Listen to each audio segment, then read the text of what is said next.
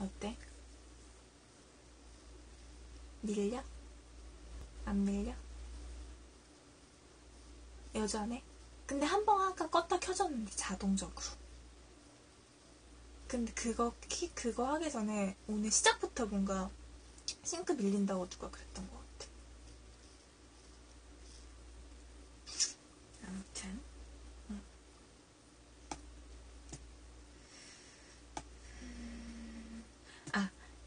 얘네가 지금 위에 이 카지 경감이 자수를 했잖아. 근데 누가 이 카지 경감이 그 사라진 이틀 동안의 행적에 대해서 묵비권을 행사했잖아. 묵비권을 행사를 했는데 이 사람을 봤다는 거야. 가부키초에서. 근데 가부키초는 일본에서 약간 술집 유흥가 막 몸 파는 여자들이 있고 막 이런 걸로 되게 유명한 쪽인가 봐. 그래서 아내를 죽이고 나서 이 사람이 가부키초에 갔다는 게 알려지면 경찰관의 체면이 말이 아니게 되는 거야. 활락가래. 그래서 이 사람을 누가 가부키초에서 봤다고 하는데 이 사람은 지금 묵비권을 행사하고 있잖아. 그러니까 이게 만약에 이 사람이 근데 그 묵비권을 행사하지 않고 네 가부키초에 갔습니다. 이게 만약에 나오면은 언론에서 경찰관 완전 물고 잡아 뜯는 형상이 돼버리는 거야. 이건 지금 사라진 이틀이라는 책이야. 근데 추리소설이야. 아무튼 뭐지? 이게 그러니까 지금 묵비권을 행사하고 있으니까 위에서 그냥 말을 만든 거야. 이 사람한테 그렇게 대놓고 얘기하진 않고 그런 뉘앙스로 알겠어. 너 묵비권 행사해도 되는데 그럼 너는 가부키초는 절대 안 간 거야. 너는 도쿄에 갔어. 도쿄에 가고 자네는 도쿄에서 자네도 이제 목숨을 끊으려고 했어. 아내를 따라 가려고 했어. 그래서 이제 이틀 동안 계속 방황을 한 거야. 네가 죽을 장소를 찾아본 거야. 그럼에도 다시 이제 집에 돌아가서 생각을 해보니까 그냥 자수를 하자. 이렇게 했던 거지? 약간 이렇게 몰고 간 거야. 그러니까 이 사람은 계속 묵비권을 행사를 하고 싶으니까 그러니까 편한 대로 하라고. 너네 입맛에 맞게 네 맞습니다. 이렇게 한 거야. 그러니까 진실을 얘기를 하지 않는 거야. 그래서 위에서는 근데 어쨌든 그 사람 입에서 네 제가 가부키초 갔습니다 라는 말이 나오고 그게 언론에 알려지면은 경찰관이 완전 욕먹는다. 그렇기 때문에 그렇게 말에 맞춰라. 그 사람 걔도 인정하지 않았냐. 걔도 도쿄에 가부키초에 절대 안 가고 도쿄에 갔다고 말을 해주지 않았냐. 그럼 딱 줘서 딱 쓰면 되는 거 아니냐. 이렇게 위에서 얘기를 했는데 시키경감이 너무 깨름직한 거야. 그러니까 그렇게 위에서 이렇게 하라는 대로 하기가 그건 진실이 아닌 거잖아. 그래서 이 사람은 이제 싫은데 아까 나는 진실을 알고 싶은데 이렇게 되는 거야.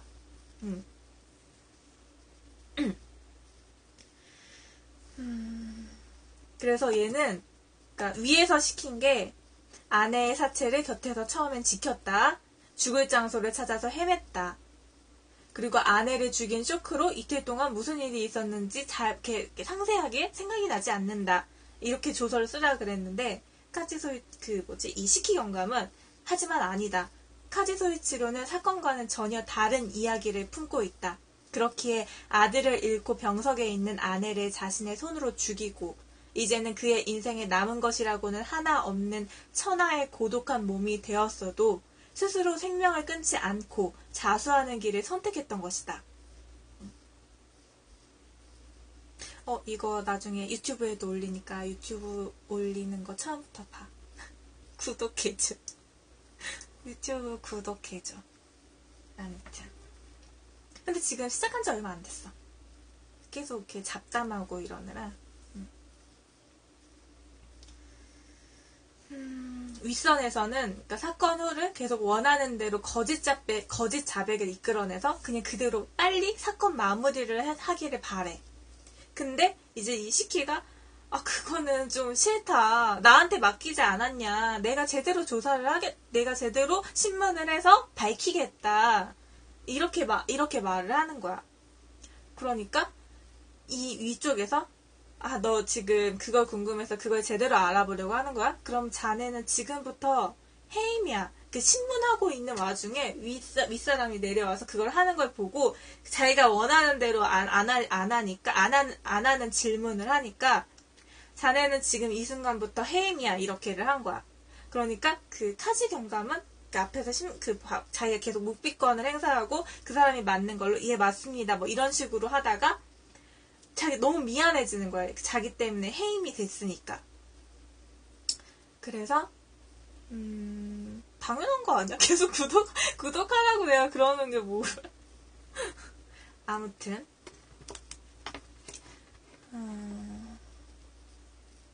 카지 경감이 이제 위쪽에서 하는 얘기를 좀 더 그냥 그대로 이렇게 써주기를 바래. 시키 경감한테 그냥 이렇게 맞습니다. 이렇게 제 말을 믿어주십시오. 거짓말인데. 6일 저는 분명히 신칸센 홈에 갔습니다. 하지만 타지 않았습니다. 하루 종일 죽을 장소를 찾아서 시내를 여기저기 돌아다녔습니다. 공원, 백화점, 강, 죽을 수 있는 장소를 찾아서 돌아다녔습니다. 정말입니다. 믿어주세요. 카지의 자백은 완성되었다. 하나의 이야기가 완결되면서 마지막 책장이 넘겨졌다. 그러니까 이거는 사건 후에 대한 거짓 자백이 된 거야. 위에서 그런 식으로 해라 이렇게 돼가지고 이 카지 경감이 진짜입니다, 사실입니다 하면서 위에서 원하는 자백을 해. 그래서 일단 이 사람이 그렇게 자백을 했으니까 이걸대로 남겨야 되는 거야. 근데 이 시키 경감이 보기엔 이거는 사실이 아니었던 거지. 그래서 어쨌든 이쪽 그 경찰관에서의 일은 그 조사 꾸민 거는 끝났어. 이 사람이 그러니까 그 위에서 원하는 대로 이걸 했기 때문에. 그래서 이게 이제 검사한테 가. 이 사건이 이제 검찰 쪽에 송치가 돼. 그래서 이 사건을 검찰 쪽에서 맡은 사람이 아까 삼석검사 쪽 그 사람도 높은 검사인가 봐. 삼석검사라고 그걸 삼석검사라고 하나 봐. 그래서 이 검사한테 이 사건이 가는데 검사가 보기에도 이 사건은 아니야. 그 꾸민 게 너무 보여. 위에서 그냥 이거는 아닌 게 너무 티가 나. 너무 찜찜해. 사라진 이틀에 대한 그 내용이 거짓인 것 같아. 이 검사가 보기에. 그래서 검사가 이제 혼자 생각을 하는 거야. 카지는 누구를 위해 살까? 부모님은 이미 타계했다. 외아들은 백혈병으로 죽고 아내도 자기 손으로 죽였다. 아무도 없다. 카지는 이제 자신을 위해서 살 수밖에 없다. 아니, 그렇게 단정하기는 이르다. 가족이나 친척에만 한정할 수는 없다. 카지 본인만이 아는 누군가가 존재할 가능성은 부인할 수 없다. 생각이 질문이 되어 입 밖으로 나왔다. 사세검사. 당신은 지금 누구를 위해서 살고 있나? 카지는 눈을 크게 떴다. 그리고 모든 감정을 폐쇄하듯이 두 눈을 굳게 감았다. 사세는 전율을 느꼈다. 누군가 있다. 카지만이 아는 누군가가.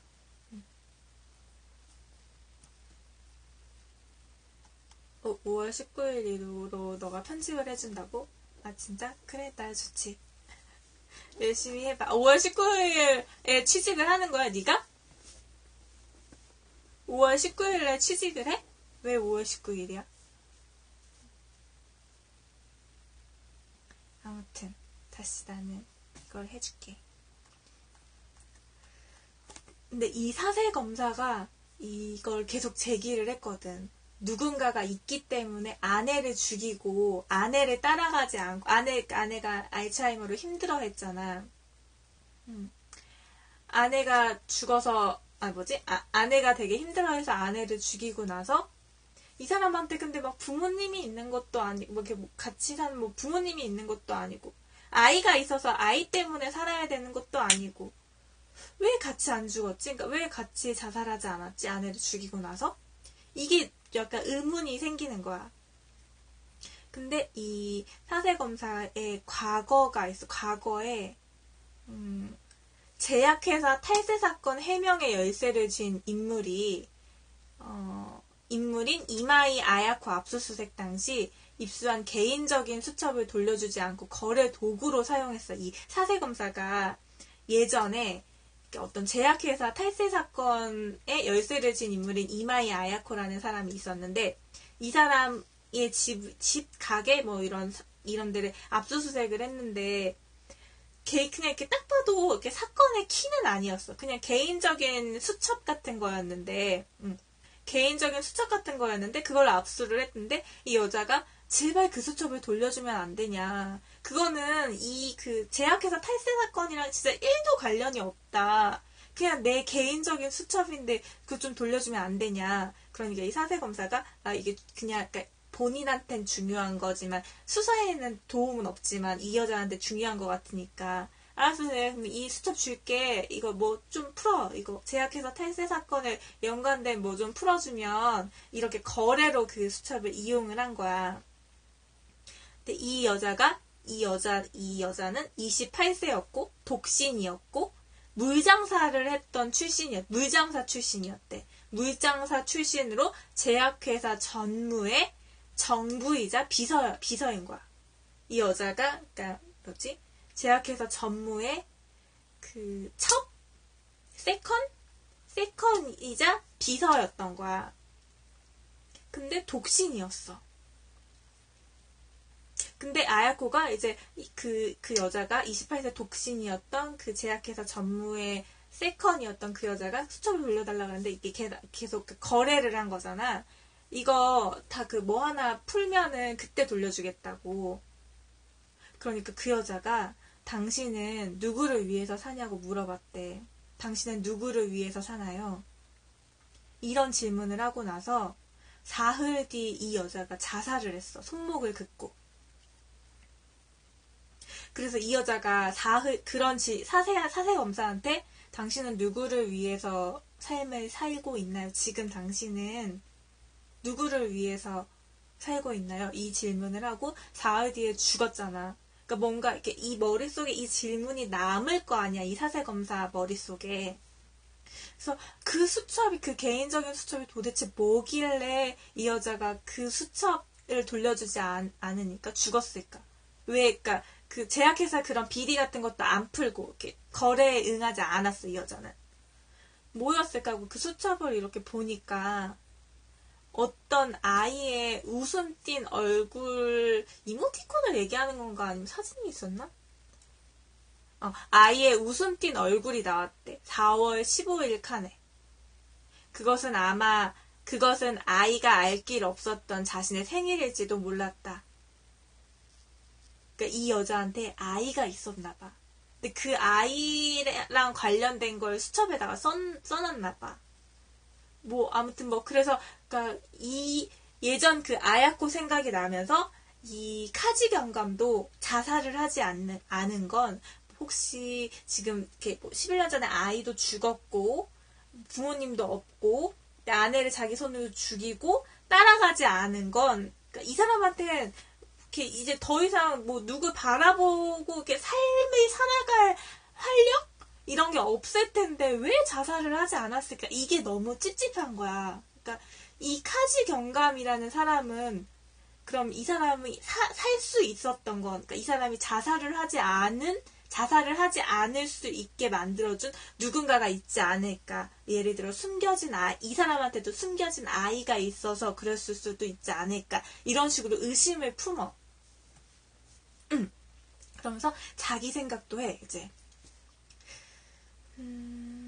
사세는 전무도 회사도 아닌 사세를 위해서 살아왔다. 이 사세검사가 자기 생각을 이제 하는 거야. 이제 그런 기억들을 떠올리면서. 사세는 전무도 회사도 아닌 사세를 위해서 살아왔다. 나 자신을 위해서 산다. 그런 당연한 사실이 서글펐다. 취한 머릿속에 치즈코의 어두운 표정이 떠올랐다가 사라졌다. 결국 따라오지 않았다. 이미 글렀어. 그렇게 생각했다. 술도 폭언도 아닌 당신의 눈을 견딜 수 없어.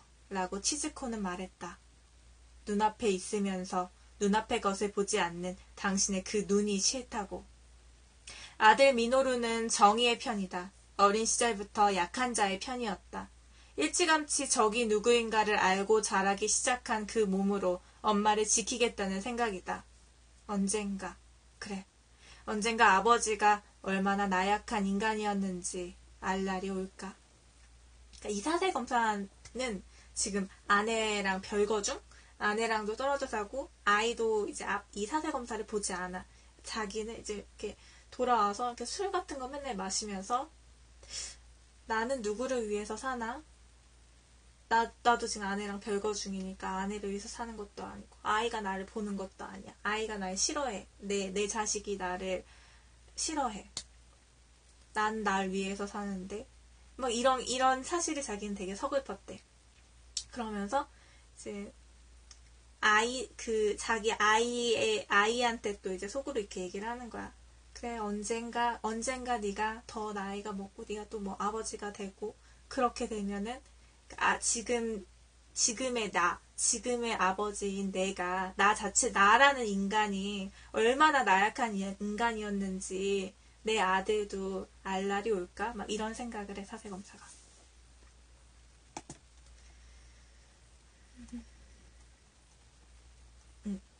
그리고 이 카지 경감이 이제 아내를 죽이고 나서 이제 거기를 이제 막 또 수색을 할 거 아니야. 이렇게 막 증거품이나 이런 거 같은 걸 어쨌든 다 모아놓고 막 사진 찍어놓고 그럴 거 아니야. 근데 이렇게 압수수색?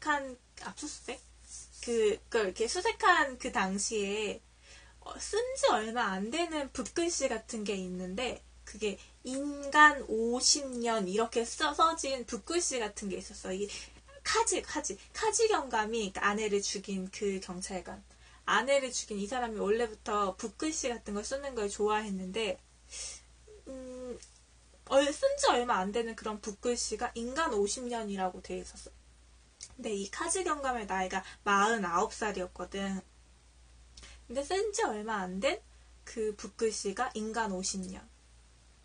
이게 있어서 이제 이 사람의 부하? 밑에 사람? 그 사람 이름이 스즈키인데 이 사람이 이제 질문을 해.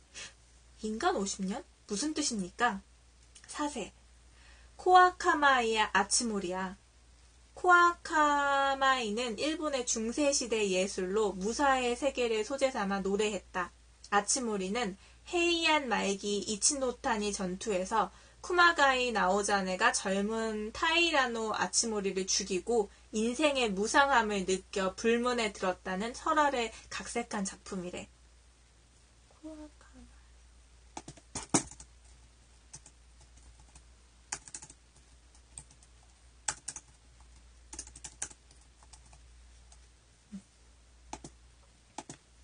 인간 50년.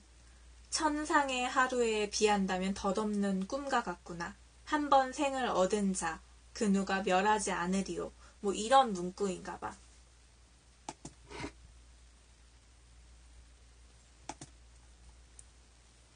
그리고 이제 이렇게 이 식기경감을 처음에 조사를 하다가 이제 사세검사가 이제 이거에 대해서 파헤친단 말이야.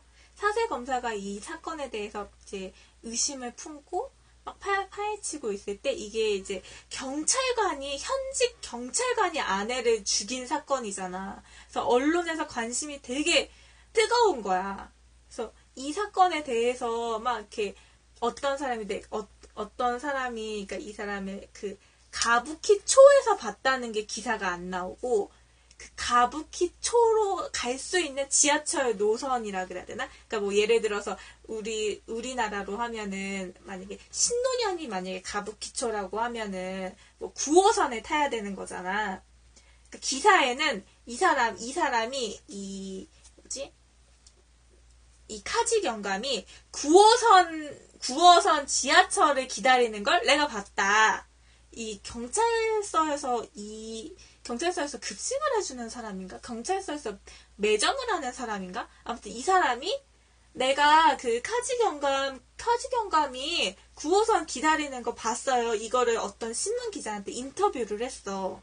내가 봤는데 그 기다리는 거 봤다. 근데 그거가 저기 하는 걸 보면은 그쪽에는 그러니까 가부키초를 갈 수 있는 그 방향에 그 지하철을 기다리고 있었던 거야. 근데 이게 어쨌든 거기서 봤습니다. 이게 기사가 터졌어. 기사가 터지고 나서 이제 위쪽에서 이제 이렇게 막 이거를 수습을 가부키초에 갔다는 게 알려지면은 끝장이 난다고 막 이러면서 이제 이걸 무마하려고 그래. 막 이러면서 이제 기자들도 막 달라붙고 막 이랬어, 이 사건에.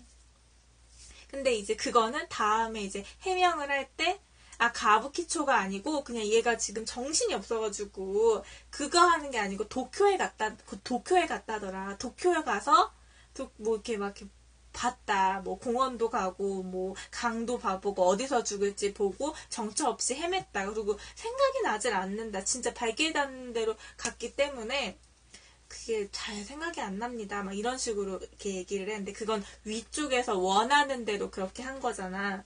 얘는 가부키초에 갔던 게 맞는데 위쪽에서 원하는 대답을 해주는데 이게 거짓인 게 뽀록이 난 게 이 사람이 도쿄에 갔다 그랬잖아. 이거 식이경감이 물어봤나 사세검사가 물어봤나 식이경감이 물어봤겠지?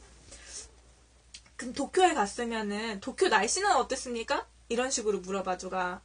그러니까 얘가 좋았습니다. 맑았습니다. 이런 식으로 얘기를 해.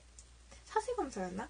좋았습니다. 맑았습니다. 이렇게 얘기했는데 그날의 날씨를 알아보니까 가부키초는 맑았고 도쿄는 흐렸던 거야. 비가 조금씩 왔던 거야. 그러니까 얘는 도쿄에 가지 않은 거지. 그러니까 거짓이었던 거야. 근데 이건 그냥 넘어가. 이건 위쪽에서 이제 뭐라 해야 되지? 그게 가부키초에 갔다는 게 알려지면 안 된다 그래서. 자, 아무튼 이 사건에 달라붙은 또 이제 동양신문인가? 아무튼 어떤 신문사에 어떤 기자가 있어. 그 기자가 이제 또 이제 이 사건에 대해서 파헤치는 기자 시각에서 이 사건을 보는 내용이 또 나와. 어차피 용병은 아무리 시간이 흘러도 용병이야. 나카오, 동양신문 기자. 나카오 밑에 있는 야마베와 코지마가 한 말이었다. 그 말을 들은 후 야마베와 코지마의 별것 아닌 말이나 행동, 그리고 표정에 나를 깔보는 건 아닐까 하는 생각에 신경이 곤두서곤 했다. 대졸 신입사원으로 들어온 사람이 중간 채용자를 삐딱하게 보는 것은 어느 회사에나 있을 수 있는 일인 것이다. 그러나 정규병에 대비되는 용병이라는 꺼림칙한 명칭은 초일류 대학 출신만을 신입사원으로 채용해온 동양신문에 구제받지 못할 순수 혈통의식의 산물이었던 것이다. 들어와서 알게 된 일인데 중간 채용자라고 대우나 배치에 눈에 띄게 차별이 있는 것도 아니었다. 오히려 중간에 들어온 사람 대부분이 조직에서 성공하고 있었다. 당연하다면 당연한 일일지도 몰랐다. 밖에서 뛰어든 사람은 누구나 가슴에 야심과 정열을 품고 있다. 대학을 졸업하자마자 동양신문에 신입 채용된 것으로 인생의 목적을 이룬 듯이 행세하는 엘리트들을 차례차례 물리치고 사다리를 타고 올라가는 용병도 결코 적지 않았다. 나카오는 편집부로 향하는 카타기리의 얼빠진 얼굴에 눈길을 줬다. 저렇게 보여도 카타기리 역시 그런 사람 중 하나일 것이다. 그는 중견지국의 수석 데스크까지 올랐다. 조직 안에서 안온하게 살아가는 대졸 신입 채용자 놈들을 거들떠보지도 않고 남보다 2배, 3배 일하며 수많은 특종 기사를 만들어 왔기 때문이다.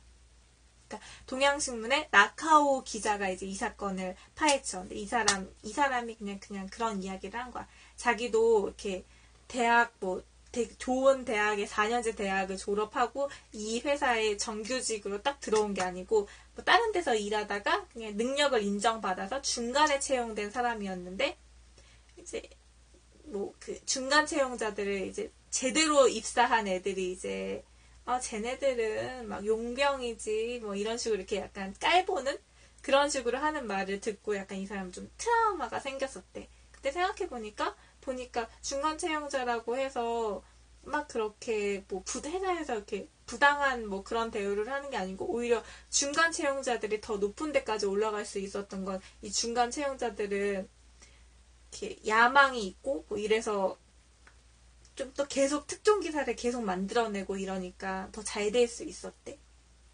그러니까 제대로 한 사람들은 그냥 취직됐네? 약간 그거에 안주하는 사람이 좀 자기가 보니까 많았고. 뭐 그런 얘기를 하면서 이 사람도 되게 특종 기사 같은 걸 많이 쓰는 기자야. 이 나카오 기자가. 이 나카오 기자가 이 사세검사가 이 사건을 맡았으니까 이 사세검사 인터뷰를 하려고 그래. 그러면서 이 사세검사의 집을 찾아가는데, 이 사세검사도 그 사세검사의 윗사람? 그 사람이랑 사세검사랑 싸우는 걸 이 나카오 기자가 우연히 들어. 근데 이 사세검사가 원래 이 기자한테 이렇게 끝까지 가면은 이 사건 실마리가 그 사라진 이틀에 대해서도 알 수 있을 것 같고, 뭐 약간 이런 식으로 얘기를 했는데, 다음날 약간 판이 바뀐 거야. 그러니까 이게 그 경찰이랑 검찰이랑 또 막 이렇게 문제가 생긴 거야. 이게 경찰 쪽에서는 이 사건을 이렇게 길게 끌면 안 돼. 경찰관인 사람이 아내를 죽였기 때문에 뭐 그런 거여서 이 검찰한테 말을 하는 거야. 이 카지 경감 그냥 자백한 대로 그대로만 딱 해줘라. 막 더 파헤치지 말고. 근데 이 사세검사는 파헤치려고 그랬잖아. 사라진 이틀에 대해서도 다 파헤치고 그러려고 그랬는데, 그 검찰 쪽에서 누가 어떤 비리였나? 아무튼 검찰 어떤 사람이 잘못을 했는데 그 수사권을 이 경찰 쪽에서 가지고 있는 거야. 그래서 그거 가지고 이제 또 딜을 하는 거야. 그럼 이게 또 검찰 쪽에서는 그 다른 사건에 그게 외부에 알려지면 또 안 되는 거야. 그러니까 그럼 또 검찰의 위신이 떨어지기 때문에. 그래서 이 검찰 위쪽에선 또 이 카지 경감 사건을 빨리 끝내라. 사세검사한테 압박을 한 거야. 그냥 넘어가라. 약간 이런 식으로. 그래서 이제 그 기자가 사세검사가 이렇게 철저히 한다고 했는데 갑자기 왜 이게 사건이 틀어졌나.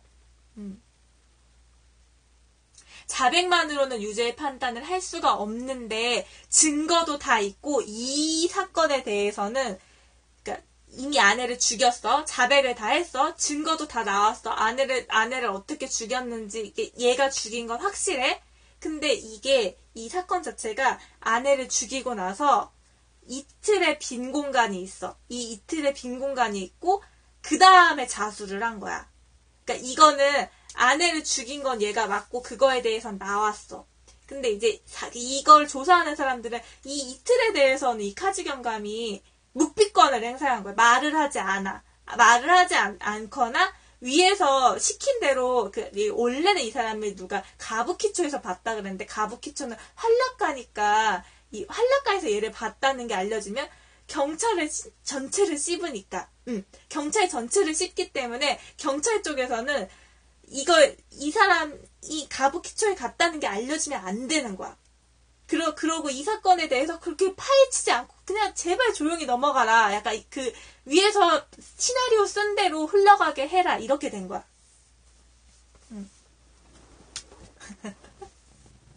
아무튼 그런 상황인 거야. 근데 이제 이거를 시키 영감이 이렇게 이걸 알아내려고 했는데 어쨌든 그러니까 그 사람들은 이제 그 신문관으로서의 그런 자기 프라이드도 있고 하니까 그 위에서 시키는 대로 하기 싫으니까 하려고 했는데 계속 압박을 한 거야. 너 해임할 거야. 너 지금부터 너한테 안 시킬 거야. 너 자꾸 그렇게 파헤치려고 우리 입맛에 맞게 안 할 거면 너 다른 거 맡아.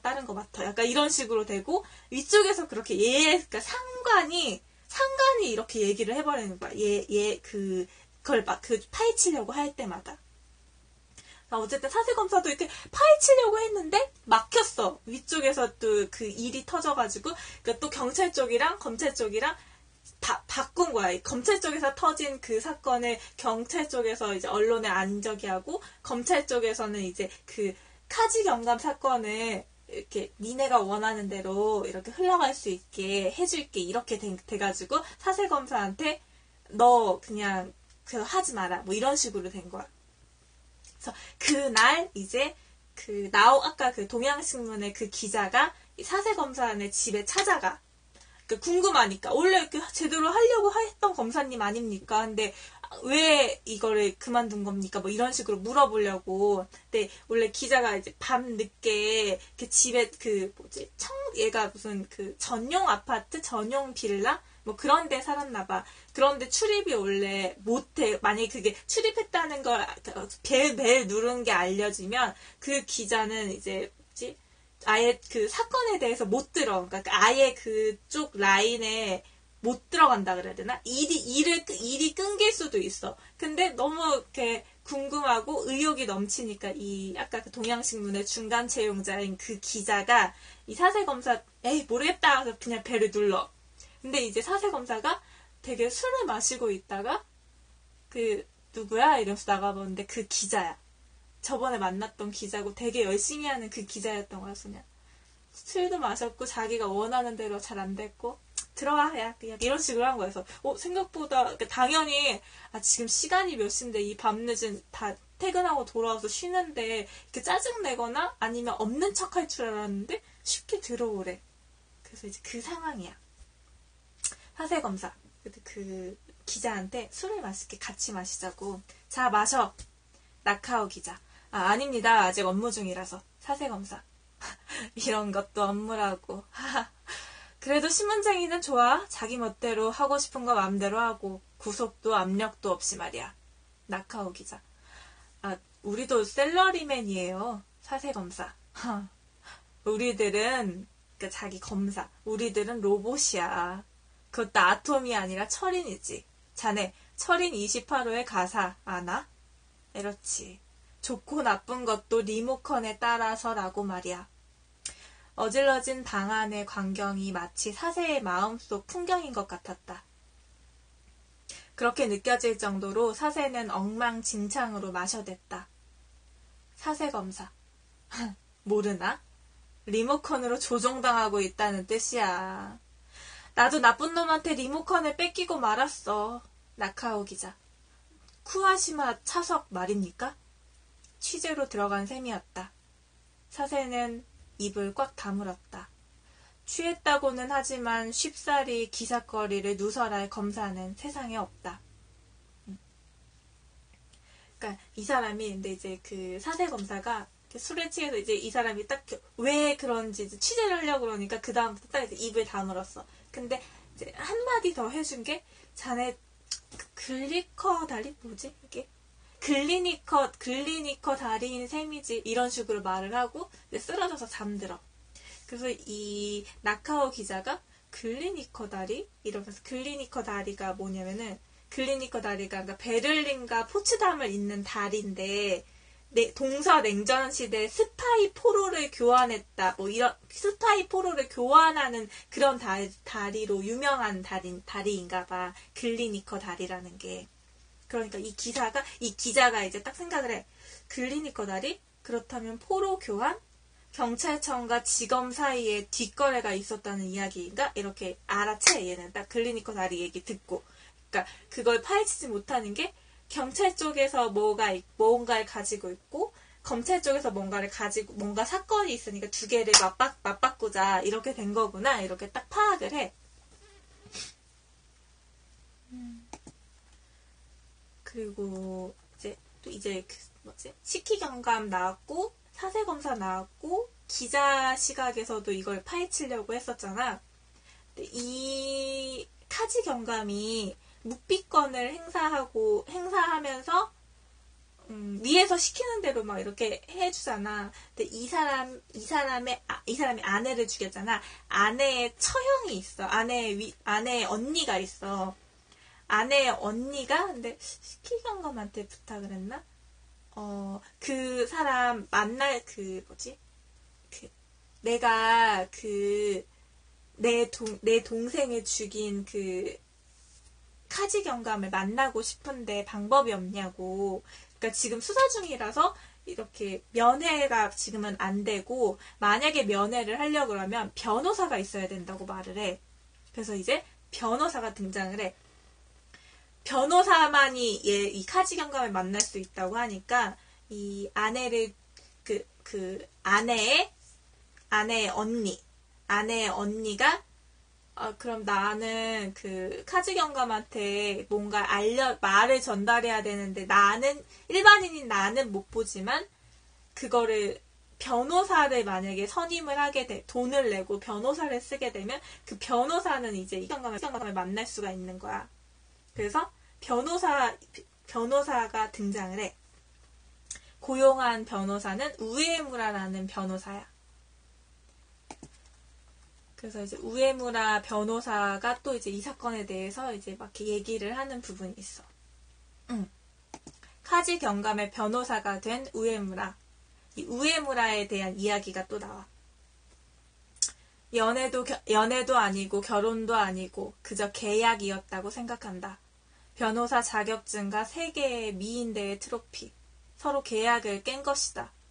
우에무라는 사치스러운 생활을 공급해줄 의무를 태만히 했고 아키코는 아름답고 정숙한 아내여야 할 의무를 저버렸다.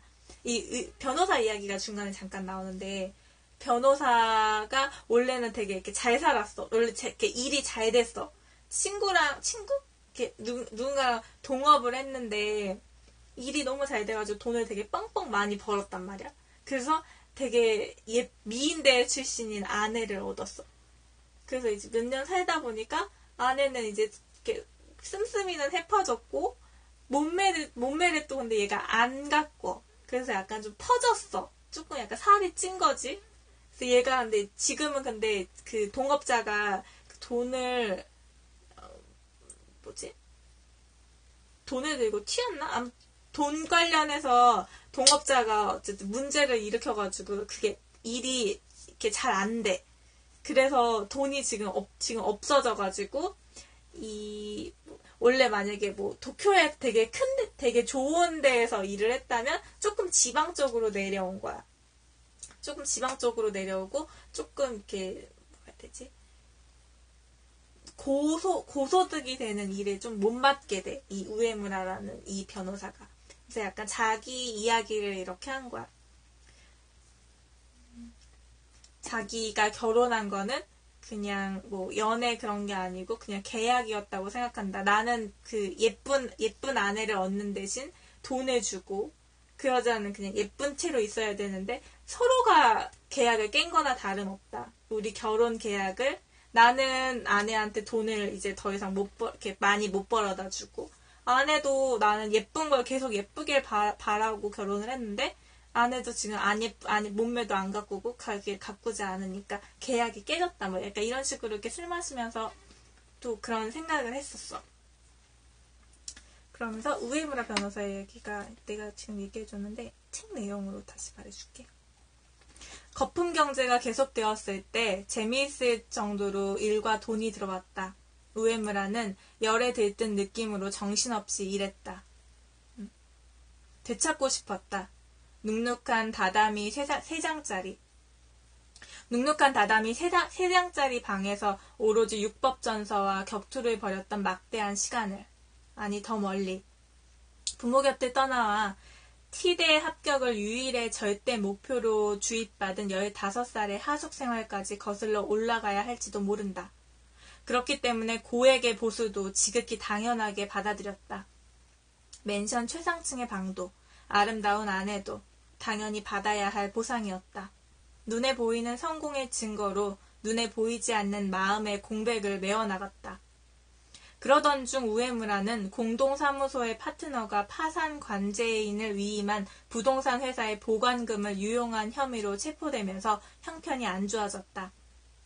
우에무라는 자포자기해서 술에 빠져 지냈고 우에무라의 부인 아키코는 보험 설계사 일을 시작했다. 어느 날 아키코의 머리에서 담배 냄새를 맡은 우에무라는 아내의 뺨을 쳤다. 아키코는 울다가 또 웃더니 낮은 목소리로 내뱉었다. 빗나갔어. 이제 그만 끝이라고. 그때 우에무라는 그렇게 생각했다. 결혼 상대를 잘못 골랐다. 아내가 입에 올린 그 한마디는 그 어떤 말보다도 우에무라의 인생이 실패하였음을 말해주고 있었다. 그러던 와중 후지미 노리오의 제안으로 우에무라뿐만 아니라 부부관계 역시 위기에서 벗어났다. 먹고 사는 데에는 궁하지 않다. 고용 변호사라는 호칭만 머리에서 지워버리면 된다. 보통 얼굴을 하고, 보통으로 말하면 부부가 다시 가면을 벗어버릴 일도 없겠지. 하지만 마음 밑바닥에는 티대 합격이라고 쓴 머리띠를 이마에 질끈 매고 보내야 했던 고등학교 3년의 세월이 있었다. 그 다음은 땅속의 애벌레처럼 지냈던 지난 7년이 있었다. 그것은 메어지지 못한 채 횡하니 뚫린 구멍으로 남아있었다. 우에무라는 작은 책상에 앉아 스탠드 불을 켜고 엽서더미에서 W현이라는 글씨를 찾았다. 규모가 작은 W현 내의 지인과 벗들, 도쿄에서 알게 된 사람들 중에 지금 이쪽 기업에서 일하고 있는, 발견을 할 때마다 펜을 들어 쓴다. W현에서 변호사를 시작했다. 어려운 일이 있으면 무엇이든 상담하러 와라. 진짜로 인맥을 만들 생각을 하는 것은 아니었다. 그저 이렇게 엽서를 쓰고 있는 동안만은 머리숱이 줄어들기 시작한 고용 변호사의 현실을 잊을 수 있었다. 이 변호사 얘기가 이렇게 잠깐 나왔는데, 그것도 좀 약간 그냥 재밌게 읽어가지고.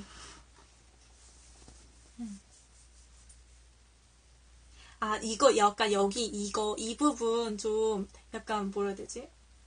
약간 이렇게 되는 게 뭔가 싶었던 게, 내가 읽어줘가지고 잘 못 느꼈을 수도 있는데, 부부가 이렇게 약간 부부 사이가 좀 틀어졌잖아. 이 남자가 돈을 못 갖다 주고 하면서 이 아내가 이제 남편이 돈을 안 벌어오니까 밖에 나가서 이제 보험 설계사 일을 시작했대. 근데 이제 아내가 이제 돈을 벌었어. 그걸로 돈을 벌었는데 아내 머리에서 담배 냄새를 맡은 거야. 왠지 근데 이 남자가 그날 뭔가 이렇게 핀트가 나갔나 봐. 아내의 뺨을 때렸어. 아내의 뺨을 때리니까 아내가 빗나갔네 이렇게 얘기를 해. 그래서 뭐가 빗나갔다는 거야? 그러니까 내가 결혼 상대자를 잘못 골랐네. 내가 내 선택이 틀렸네 이렇게 얘기를 해 아내가. 그러니까 얘가 이 아내 뺨을 치는 이 우에나라 변호사가 이렇게 그래 맞아 망했다 우리는 지금 서로 이렇게 결혼 상대를 잘못 골랐다 뭐 이런 식으로 그걸 인정할 수밖에 없었다 이렇게 얘기를 해서 완전 이렇게 부부 사이가 거의 끝나는 것처럼 나왔잖아. 근데 이제 다른 지인이 이제 야 너 그거 지금 너무 힘들지? 우리 변호사 우리 로펌에 뭐 그런 거 같아. 우리 로펌에 들어와서 그러니까 너가 원래 혼자 원래 동업자랑 너네가 회사를 만들었다면 우리 회사에 들어와서 여기서 일해 이러면서 이제 얘가 다시 그래도 어느 정도의 수입은 벌은 거지. 이거 다 읽을 수 있어. 거의 지금 내가 한 거 거의 다 읽어가고 있어. 이렇게 약간 끝까지 들으면 근데 좀 허무할 수도 있는데 이 중간중간 이런 이야기들이 좀 재밌어가지고 나는 그러니까 어느 정도 이제 그 사람이 이제 그 지인의 도움으로 그 다른 로펌에 들어가서 이제 일을 하잖아. 그러면서 이제 어느 정도 또 돈을 버니까 이렇게 얘기한 거야. 그러던 와중 후지미 노리오의 제안으로 우에무라뿐만 부부관계 역시 위기에서 벗어났다.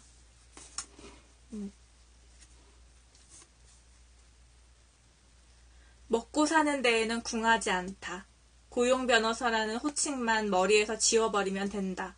보통의 얼굴을 하고 보통으로 일하면 부부가 다시 가면을 벗어버릴 일도 없겠지. 여기 좀 괜찮지 않냐? 그러니까 그냥 보통처럼 지내고 보통처럼 벌고 먹고 사는 데만 저기 하지 않으면 그 전에는 먹고 사는 데도 궁했잖아. 그러니까 두 사람이 다 뭔가 가면을 쓰고 있었다는 거야. 민낯을 뭐라 해야 되지? 민낯을 보여줄 일이 없다. 이런 식으로 얘기를 해. 그러니까 먹고 사는 데만 이렇게 되게 되면 우리가 다시 서로한테 민낯을 보여줄 일은 없겠지. 이런 식으로 얘기를 하더라고.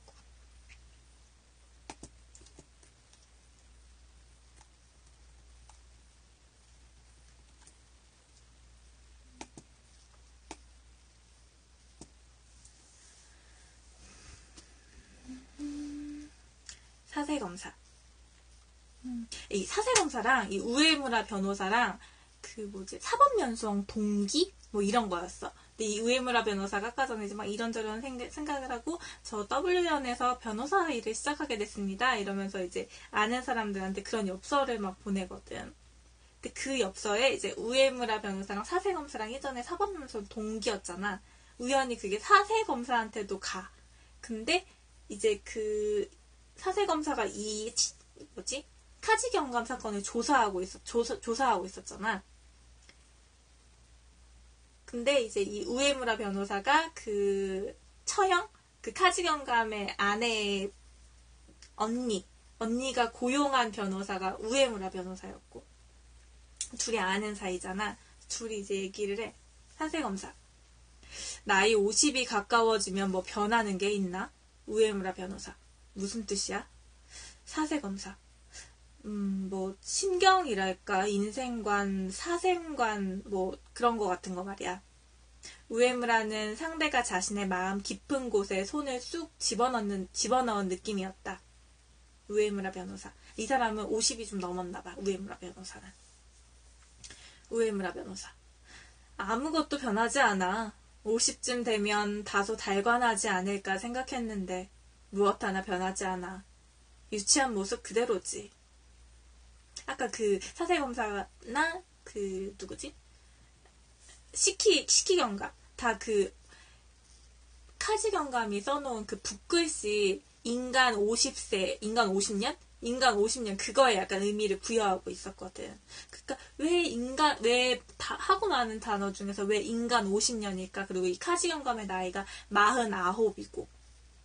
그 사람들이 다 생각한 게 이 사람이 지금 49인데 50살이 되면 그러니까 50살까지만 살겠다 뭐 이런 뜻이 아닐까 막 이런 식으로 생각을 하거든. 나이가 들수록 자신감이 많아진다고? 나이가 들수록 자신감이 그러니까 어느 정도 나이에서 자신감이 있다 또 다시 또 나이가 더 많아지면 없어지지 않을까? 그러니까 보통 막 그런 식으로 생각을 하잖아. 지금 이 나이에 뭘 시작할 수도 없고, 그러니까 뭐 한창 막 이렇게 어릴 때는 다시 시작해서 뭐 망하거나 뭐 이래도 다시 일어설 수 있는 게 있는데 지금 어느 정도 나이가 됐을 때는 다시 섣불리 뭔가 일을 벌릴 수가 없잖아. 뭐 그렇다고 그러던데.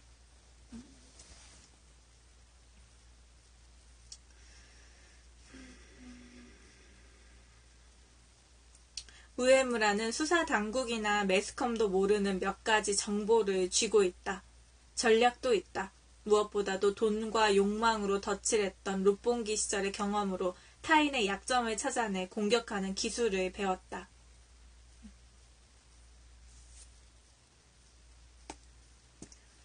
카지경감. 나는 아들을 병으로 잃고 아내를 내 손으로 죽였습니다.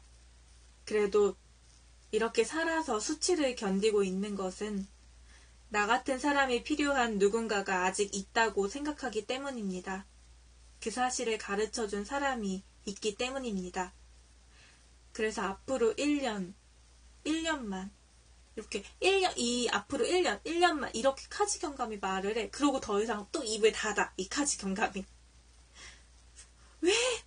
왜 50살까지만 살려고 그러는 거지? 이제 사람들이 너무 궁금해. 왜지? 왜 지금은 49살인데 50세가 되면 얘 왜 죽으려고 그러는 거지? 약간 이런 뉘앙스로 이야기를 카지경감이 해서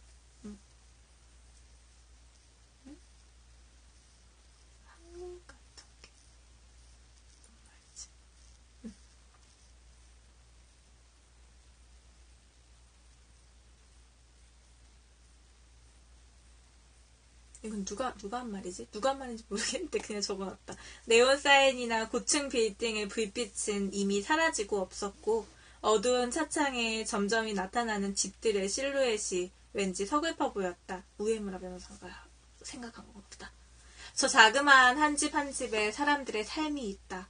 기쁨과 슬픔이 어우러져 있다.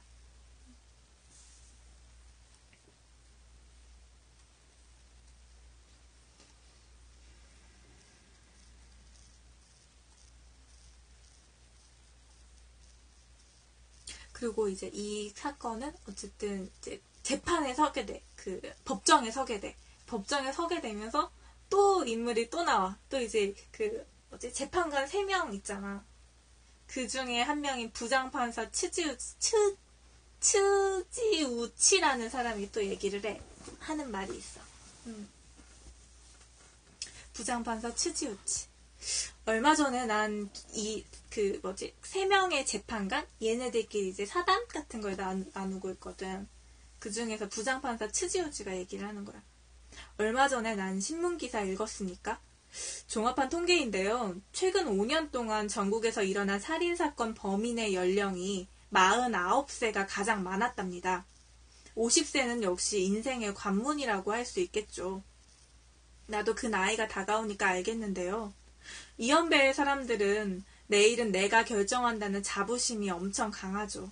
자살자도 매우 많다고 하더군요. 거품 경제가 붕괴되면서 일이나 인간관계도 힘들어지고 갑자기 구조조정으로 정리해고되고 가족이나 친구에게 상담할 수도 없고 그래서 혼자서 끙끙 고민을 하던 끝에 사건을 일으키거나 자살로 내닫는다고 합니다. 오늘 사건은 알츠하이머 환자를 돌보는 문제가 초점이겠지만 그래도 누군가와 상담이라도 했다면 피할 수 있었던 사건일지도 몰라요. 그렇게 생각하면 정말 불쌍합니다.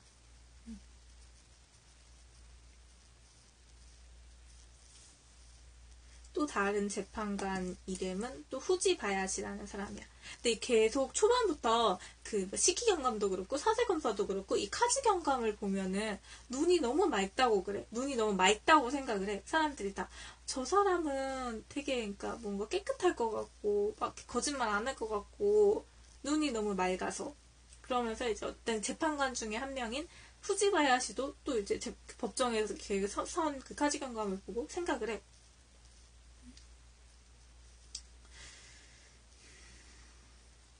후지바야시는 카지의 얼굴을 찬찬히 살펴보았다. 꾸밈없이 맑은 눈동자였다. 온화하고 자연스러운 눈빛에서는 아부나 정색을 하고 달려드는 기색은 찾을 수가 없었다. 아름다운 눈과 말이 그 사람의 본질을 말해준다고는 할 수 없다. 9년 동안 법정에 나와 사건을 겪으면서 알게 된 진리이다. 그러나 이 카지라는 사람의 맑게 갠 눈동자는 조금 달랐다. 후지바야시 재판관. 깊이 파고들면 위험하다는 사실은 알고 있다. 그러나 카지의 그 껍질을 벗겨주고 싶다. 그 맑고 투명한 눈동자 건너편에 숨어있는 본성을 속속들이 들춰내고 싶다. 정말 억누르기 힘든 충동이었다.